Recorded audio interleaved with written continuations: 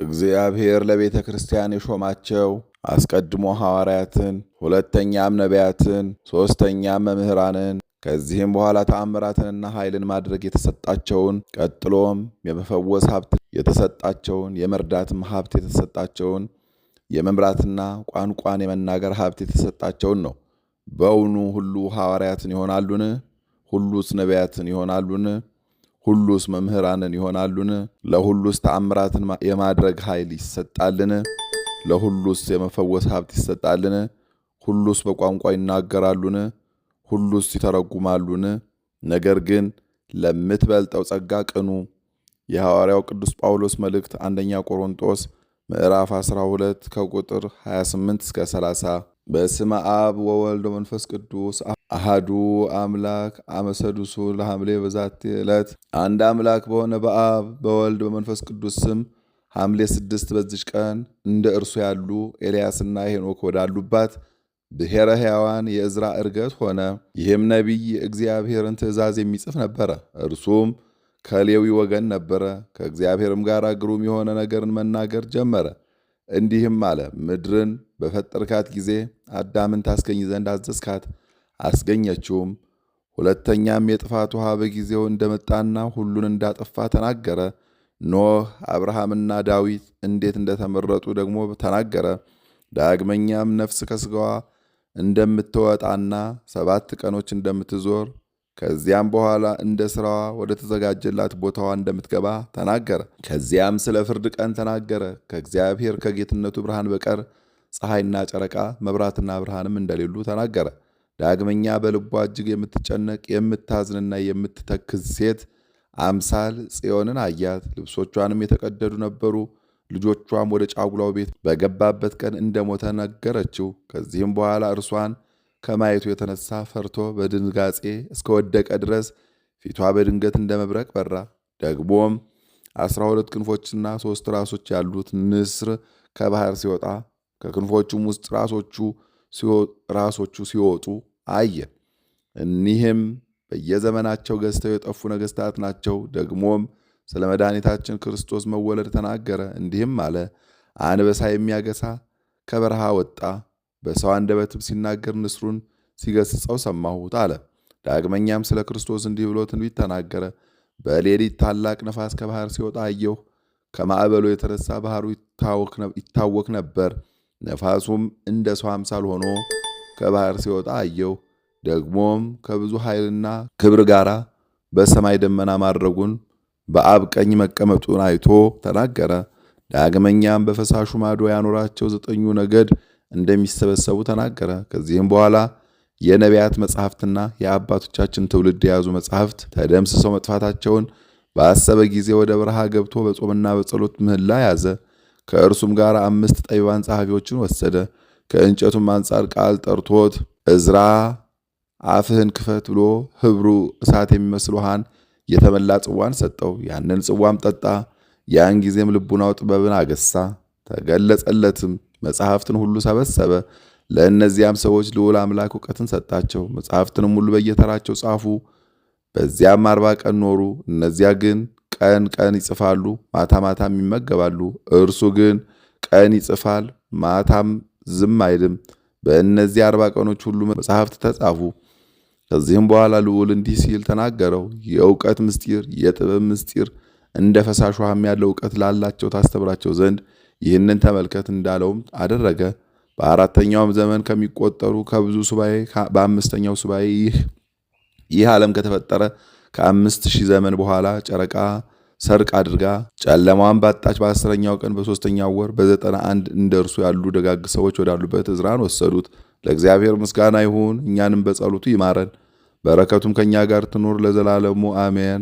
በዚህች ዕለት ቅድስት ንስተሮኒን አረፈች። እርሷም ከኢየሩሳሌም ሰዎች ውስጥ ነበረች። እርሷም አስቀድማ ኃጢአተኛ ነበረች። ከዚህም በኋላ ንስሐ ገብታ ወደ እግዚአብሔር በተቃጠለ ልቡና ተመለሰች። የሥጋን ፍላጎቶች ሁሉ ናቀች። እመምኔት እስከሆነች ድረስ በበጎ ሥራ ሁሉ ትሩፋትንና ተጋድሎን አበዛች። እህቶችም ከገርድ ብዛትና ምግብን ከመተው የተነሳ ሥጋዋ እንዳለቀ አይተው ሥጋሽን እንድትረጂ ጥቂት እህል በወጥ ብዪ አሏት። አብዝተውም ግድ ባሏት ጊዜ ልጆቼ ሆይ ወደ ቀድሞ ልማድ እንዳልመለስ ጥቂት ወጥ ስለመብላት አትድከሙ፣ ስለዚህ ወጥ አልበላም አለቻቸው። ከዚህ በኋላም በሰላም አረፈች። ለእግዚአብሔር ምስጋና ይሁን፣ እኛንም በጸሎቷ ይማረን ለዘላለሙ አሜን። በዚች ዕለት ጳውሎስ የተባለ ቅዱስ መርቄሎስ በሰማዕትነት ሞተ። ይህም ከ72ቱ አርድእት ውስጥ ነው። እርሱም ሐዋርያትን አገልግሏቸው ወንጌልን ለመስበክ ከእነርሱ ጋር ሄደ። የሐዋርያው ቅዱስ ጴጥሮስን መልእክቶችም አደረሰ። በመከራውም ጊዜ አገለገለው። ከእርሱም ጋር መከራ ተቀበለ። ከእርሱም አልተለየም። ወደ ሮሜ ሀገርም ከእርሱ ጋር ገብቶ ቅዱስ ወንጌልን አስተማረ። ክብር ይግባውና ጌታችን ኢየሱስ ክርስቶስን ወደ ማመን ከአረማውያን ብዙዎቹን መለሳቸው። ሐዋርያው ቅዱስ ጴጥሮስም በሰማዕትነት በሞተ ጊዜ ይህ ረድ መርቄሎስ መጥቶ ከመስቀል ጋር አወረደው። በከበሩ ልብሶችም ከሽቱ ጋር ገነዘው። ይህ ረድ መርቄሎስ መጥቶ ከመስቀል ላይ አወረደው። በከበሩ ልብሶችም ከሽቱ ጋር ገነዘው። በሳጥንም አድርጎ ከምዕመናን በአንዱ ቤት አኖረው። የሐዋርያው ጴጥሮስ ደቀ መዝሙርም እንደሆነ በኔሮን ዘንድ ወነጀሉት። ንጉሡም ወደ እርሱ አቅርቦ ጠየቀው። እርሱም ለሐዋርያው ጴጥሮስ ደቀ መዝሙር እንደሆነ አመነ። ደግሞም ክብር ይግባውና ጌታችን ኢየሱስ ክርስቶስ እውነተኛ አምላክ እንደሆነ ታመነ። ስለዚህም ጽኑ ሥቃይን አሰቃየው፣ ገረፈውም። ዘቅዝቀው ሰቅለውም ከበታቹ ጢስን አጤሱበት። ከዚህም በኋላ ንጉሡ እንዴት ሆነህ መሞት ትሻለህ? በምን አይነት ሞት ልግደልህ? ንገረኝ አለው። ቅዱሱም እንዲህ ብሎ መለሰለት፣ እኔ ሕይወት በሆነ በክርስቶስ ስም መሞት ሻለሁ። አንተ ግን በፈለግከው አይነት ግደለኝ፣ ፈጥነህም ወደ ፈለግከው አድርሰኝ። ያን ጊዜም ንጉሡ ኔሮን እንዲገርፉትና እንደ መምህሩ ጴጥሮስ ዘቅዝቀው እንዲሰቅሉት አዘዘ። እንዲሁም አደረጉበት። የሰማዕታትንና የሐዋርያትን አክሊል ተቀበለ። ለእግዚአብሔር ምስጋና ይሁን፣ እኛንም በሐዋርያት በጸሎታቸው ይማረን ለዘላለሙ አሜን። በዚች ዕለት ከሐዋርያት የበርተሎሜዎስ የ1000 ሰማዕታትና ከማርቆስ 9ኛ የሚሆን የሊቀ ጳጳሳት ከላዲያኑ መታሰቢያቸው ነው። በረከታቸው ትድረሰን ለዘላለሙ አሜን። በዚች ቀን የቅዱስ አብሮኮሮኒዎስ እናት ገድለኛዋ ቴዎዳስያ በሰማዕትነት ሞተች። ከእርሷም ጋር 2 መኳንንቶችና 12 ሴቶች በሰማዕትነት ሞቱ። ይህም እንዲህ ነው። ይህች ቅድስት ልጇ አብሮኮሮኒዎስን ክርስቲያን ነው ብለው እንደወነጀሉትና ለሞት እስቲደርስ ጽኑ ሥቃይን እንዳሰቃዩት ሰማች። ክብር ይግባውና ጌታችን ኢየሱስ ክርስቶስን በዚች ሌሊት ተገለጠለት። ከስቃዩም አዳነው፣ ያለምንም ጉዳት ጤናማ አደረገው። እነዚህ 2 መኳንንትና 12 ሴቶችም ከእናቱ ጋር ባዩት ጊዜ እጅግ አደነቁ። እንዲህም ብለው ጮኹ፣ እኛ በአብሮኮሮኒዎስ አምላክ በጌታችን በኢየሱስ ክርስቶስ እናምናለን። መኮንኑም ራሶቻቸውን በሰይፍ እንዲቆርጡ አዘዘ። በመንግሥተ ሰማያትም የክብርን አክሊል ተቀበሉ። ለእግዚአብሔር ምስጋና ይሁን፣ እኛንም በእኒህ ሰማዕታት በጸሎታቸው ይማረን፣ በረከታቸውም ከእኛ ጋር ትኑር ለዘላለሙ አሜን። አንድ አምላክ በሆነ በአብ በወልድ በመንፈስ ቅዱስ ስም ሐምሌ 7 በዚች ቀን ቅዱስ አባት የባሕታውያን አለቃ የሆነ መስተጋድል አባ ሲኖዳ አረፈ። ምስጋና ይሁን ለአብ ለወልድ ለመንፈስ ቅዱስ አንድ አምላክ በሚሆን ዛሬም ዘወትርም ለዘላለሙ አሜን። በሐምሌ 6 ቀን የሚከበሩ ዓመታዊ የቅዱሳን በዓላት ቅዱስ መርቄሎስ ሐዋርያ ከ72ቱ አርድእት አንዱ፣ ቅዱስ ዕዝራ ነቢይ፣ ቅዱስ በርተሎሜዎስ ሐዋርያ፣ ቅድስት ቴዎዳስያ ሰማዕት፣ ቅድስት ንስተሮኒን ዘኢየሩሳሌም። ወርሃዊ በዓላት ቅድስት ደብረ ቁስቋም፣ አባታችን አዳምና እናታችን ሔዋን፣ አባታችን ኖኅና እናታችን አይከን፣ ቅዱስ ኤልያስ ነቢይ፣ ቅዱስ ባስልዮስ ዘቂሳርያ፣ ቅዱስ ዮሴፍ አረጋዊ፣ ቅድስት ሰሎሜ፣ አባ አርከስሉስ፣ አባ ጽጌ ድንግል፣ ቅድስት አርሴማ ድንግል።